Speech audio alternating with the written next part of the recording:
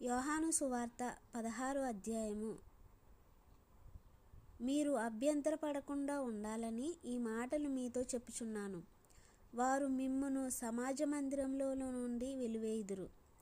మిమ్మును చంపు ప్రతివాడు తాను దేవునికి సేవ చేయుచున్నాను అనే అనుకునే కాలము వచ్చుచున్నది.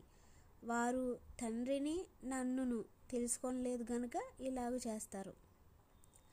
అవి జరుగు కాలము వచ్చినప్పుడు నేను వాటిని గూర్చి మీతో చెప్పి తినని మీరు జ్ఞాపకం చేసుకొనులాగున ఈ సంగతులు మీతో చెప్పుచున్నాను.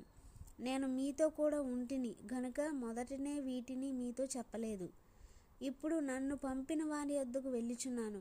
నీవు ఎక్కడికి వెళ్ళుచున్నావు అని మీలో ఎవడునూ నన్ను అడుగుటలేదు. కానీ నేను ఈ సంగతులు మీతో చెప్పినందున మీ హృదయము దుఃఖముతో నిండి ఉన్నది. అయితే నేను మీతో సత్యం చెప్పుచున్నాను.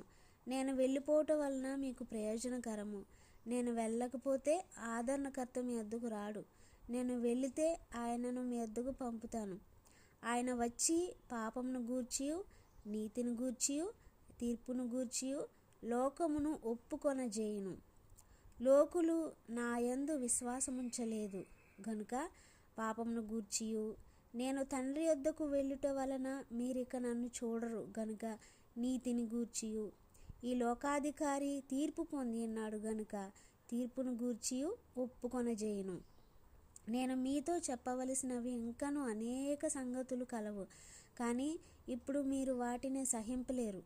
అయితే ఆయన అనగా సత్యస్వరూపి అయిన ఆత్మ వచ్చినప్పుడు మిమ్మును సర్వసత్యంలోనికి నడిపించును. ఆయన తనంతట తానే ఏమీ బోధింపక వేటిని వినునో వాటిని బోధించి సంభవింపబోవు సంగతులను మీకు తెలియజేయును. ఆయన నా వాటిలోనివి తీసుకుని మీకు తెలియజేయును గనుక నన్ను మహిమపరచును. తండ్రికి కలిగినవన్నీ నావి, అందుచేత ఆయన నా వాటిలోనివి తీసుకుని మీకు తెలియజేయును అని నేను చెప్పి తిని.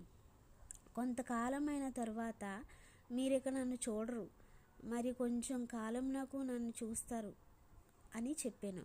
కాబట్టి ఆయన శిష్యులలో కొందరు కొంచెం కాలమైన తర్వాత నన్ను చూడరు, మరి కొంచెం కాలమునకు నన్ను చూస్తారు, నేను తండ్రి వద్దకు వెళ్ళుచున్నానని ఆయన మనతో చెప్పుచున్న మాట ఏంటి అని ఒకరితో ఒకరు చెప్పుకొనిరి.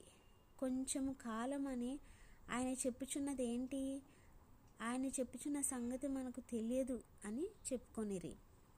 వారు తన్ను అడుగగోరుచుండిరి అని యేసు ఎరిగి వారితో ఇట్లనెను,